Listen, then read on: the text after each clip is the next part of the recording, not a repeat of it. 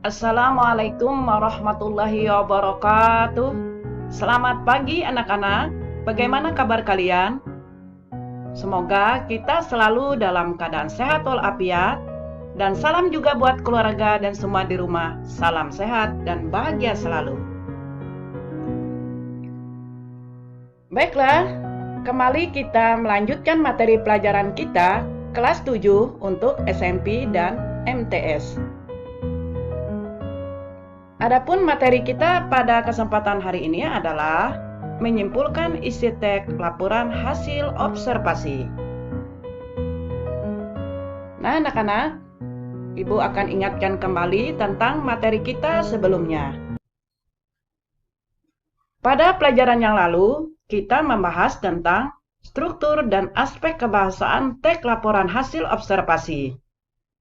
Nah, pada pertemuan kita pagi hari ini, kita belajar tentang menyimpulkan isi teks laporan hasil observasi.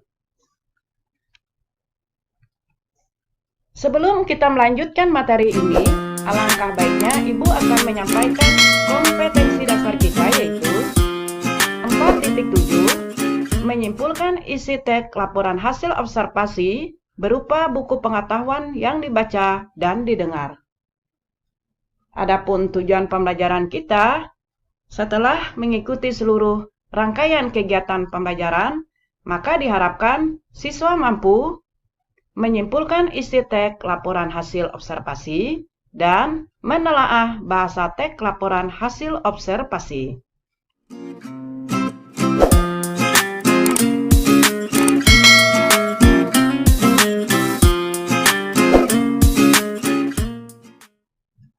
Nah, apa yang dimaksud dengan menyimpulkan? Menyimpulkan adalah kegiatan untuk mengambil kesimpulan dari teks tersebut. Nah, sedangkan kesimpulan adalah suatu preposisi atau kalimat yang disampaikan yang diambil dari beberapa premis atau ide pemikiran dengan aturan-aturan inferensi yang berlaku. Dengan kata lain, kesimpulan adalah hasil dari suatu pembicaraan atau intisari dari sebuah bacaan. Nah, apa sajakah syarat-syarat dalam menyusun kesimpulan?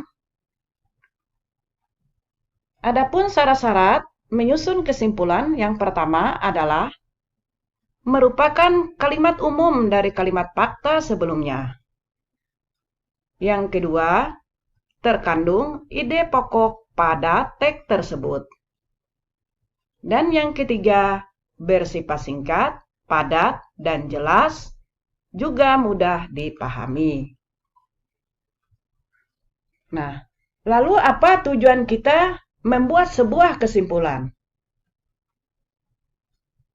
Tujuannya adalah untuk mempermudah mencari isi yang mencakup isi teks tersebut.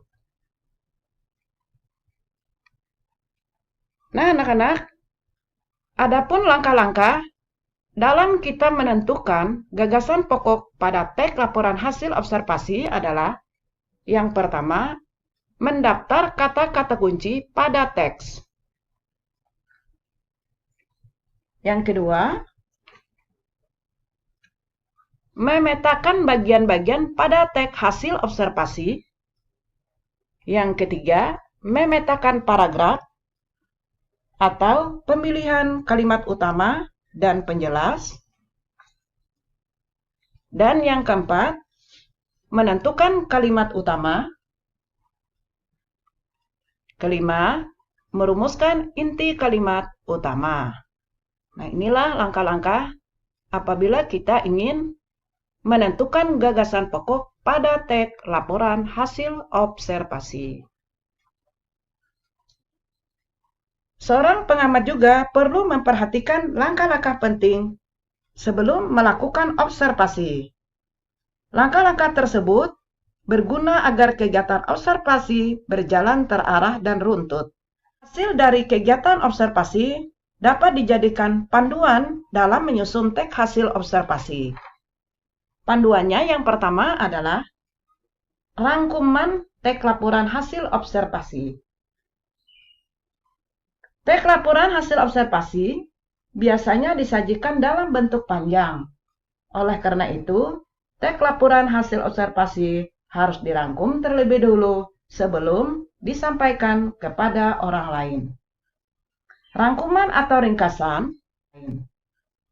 Rangkuman atau ringkasan merupakan penyajian karangan dalam bentuk singkat dan efektif.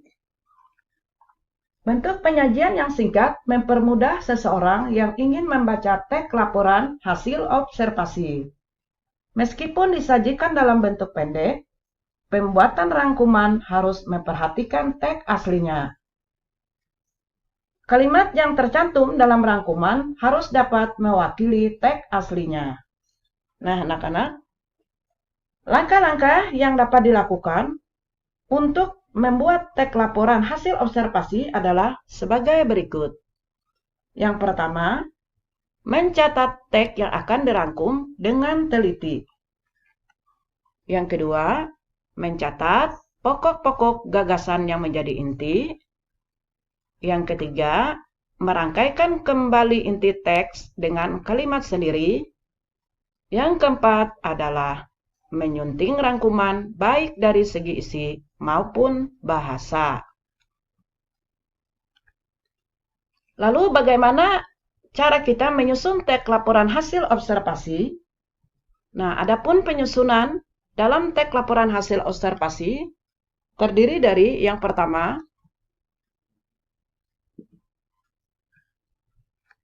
melakukan kegiatan observasi. Nah, aspek-aspek yang harus dilakukan ketika melaksanakan observasi adalah sebagai berikut. Yang pertama, menentukan tujuan dan fungsi kegiatan observasi. Yang kedua, mencatat data yang diperlukan dan menyesuaikannya dengan tujuan observasi. Ketiga, melakukan pengamatan terhadap objek observasi dan mencatat hasil observasi. Nah, kemudian dalam menyusun teks laporan hasil observasi yang kita lakukan adalah membuat kerangka teks hasil observasi. Agar hasil pengamatan dapat disampaikan dengan teratur, perlu dibuat kerangka. Kerangka teks hasil observasi disusun berdasarkan data catatan hasil pengamatan yang telah dilakukan. Kerangka teks hasil observasi ditulis dengan kalimat singkat dan padat. Kerangka tersebut harus berpedoman pada struktur teks hasil observasi, baik tertulis maupun lisan. Kemudian yang ketiga adalah menyusun teks hasil observasi. Nah, kerangka hasil observasi dapat dikembangkan menjadi teks hasil observasi utuh. Dalam kerangka hasil observasi terdapat ide pokok pada setiap bagian teks hasil observasi. Nah, ide pokok adalah ide utama yang ada dalam sebuah paragraf. Ide pokok termuat dalam sebuah kalimat utama. Menyusun teks hasil observasi berbeda dengan menulis artikel atau kegiatan lainnya.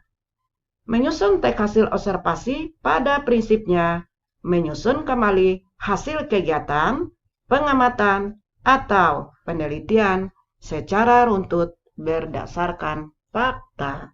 Nah, ini adalah menyusun teks hasil observasi. Kemudian menyunting hasil teks observasi. Menuliskan teks hasil observasi perlu memperhatikan kebenaran struktur kalimat dan ketepatan penggunaan ejaan. Penggunaan bahasa yang baik dan benar pada teks hasil observasi memudahkan orang lain memahami hasil observasi tersebut. Teks hasil observasi yang telah disusun harus dicermati kembali. Jika menemukan kesalahan, benahilah agar menjadi teks hasil observasi yang komunikatif dan efektif. Nah, anak-anak, inilah cara menyusun teks laporan hasil observasi. Nah, lalu apa yang disebut dengan penyuntingan teks observasi?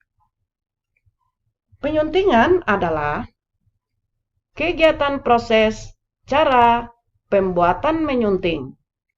Penyuntingan merupakan langkah pasca sebuah teks. Nah, apa tujuan menyunting?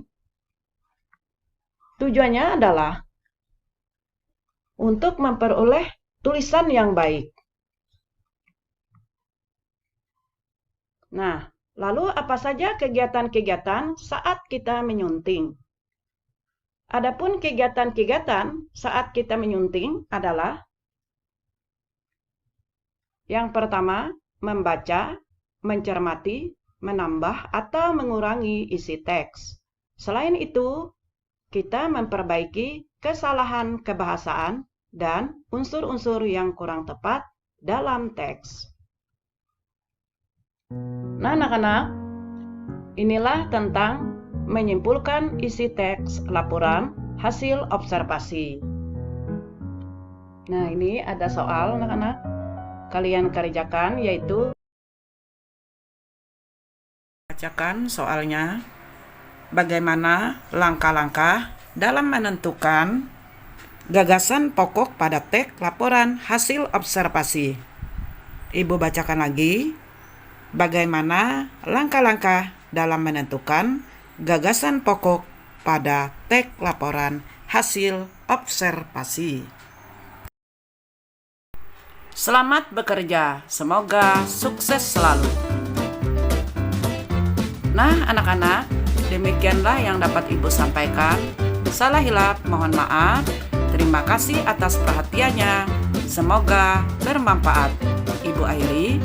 Assalamualaikum warahmatullahi wabarakatuh.